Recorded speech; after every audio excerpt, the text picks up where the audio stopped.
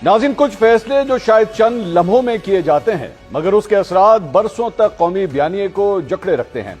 आज से ठीक 6 साल पहले अगस्त के इसी महीने में तहरीक-ए-इंसाफ की हुकूमत ने उस वक्त के army chief general Qamar Javed Bajwa की मुद्दत मुलाजमत में तोसी का फैसला किया। ये एक फैसला जो उस वक्त ताकत का मजहर समझा गया, आज 6 साल बाद नदामत का उन्वान बन चुका है। गुज़िश्ता रोज तहरीक-ए-इंसाफ के सीनियर रहनुमा असद कैसर ने जनरल बाजवा को एक्सटेंशन देने पर कौम से माफी मांग ली। किसी एक्सटेंशन, ये जो पहले भी फैसला हुआ था बाजवा का, गलत था और ये हमारा तारीखी तौर पर मैं समझता हूँ कि ये एक गलत फैसला था जिसपे हम पूरी कौम से माजरत का है और आइंदा के लिए किसी इस किस्म के फैसले का हिस्सा नहीं बनेगा। नाज़रीन, पहली माफी तो आ गई, लेकिन सवाल यह है कि क्या तहरीक-ए-इंसाफ की सियासी गलतियों के जख्म सिर्फ एक माफी से भर जाएंगे?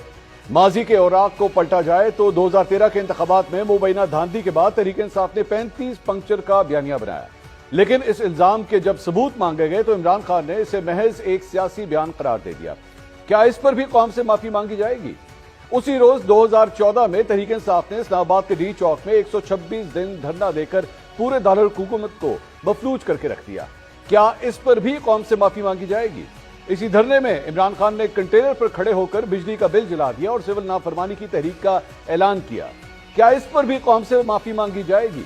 तहरीक-ए-इंसाफ के कारकुनों ने इसी धरने के दौरान न सिर्फ पार्लियामेंट बल्कि पीटीवी पर भी धावा बोल दिया था।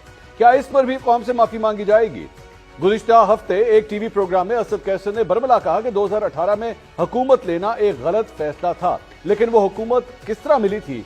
मशहूर जमाना आरटीएस को बिठाकर। क्या इस पर भी कौम से माफी मांगी जाएगी?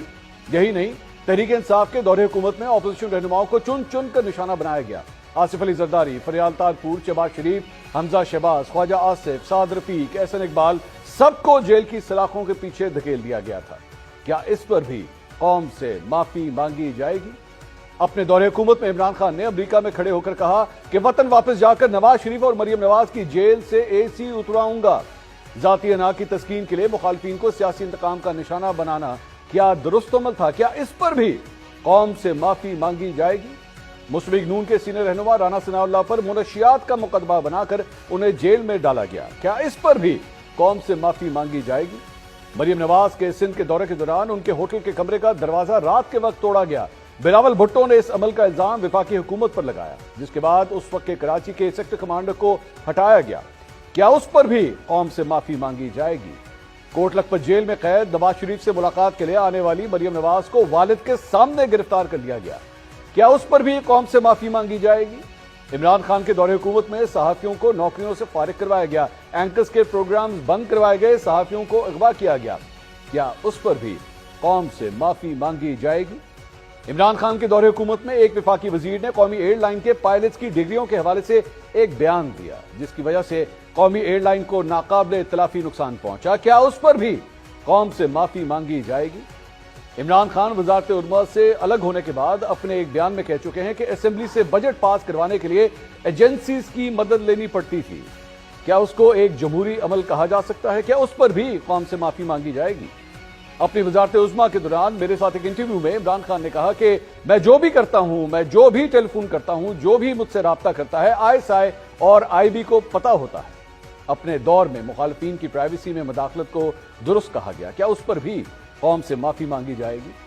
माजी में इमरान खान परवेज इलाही को पंजाब का सबसे बड़ा डाकू और महमूद खान अचकजई की चादर का मजाक उड़ाते रहे। क्या उस पर भी कौम से माफी मांगी जाएगी?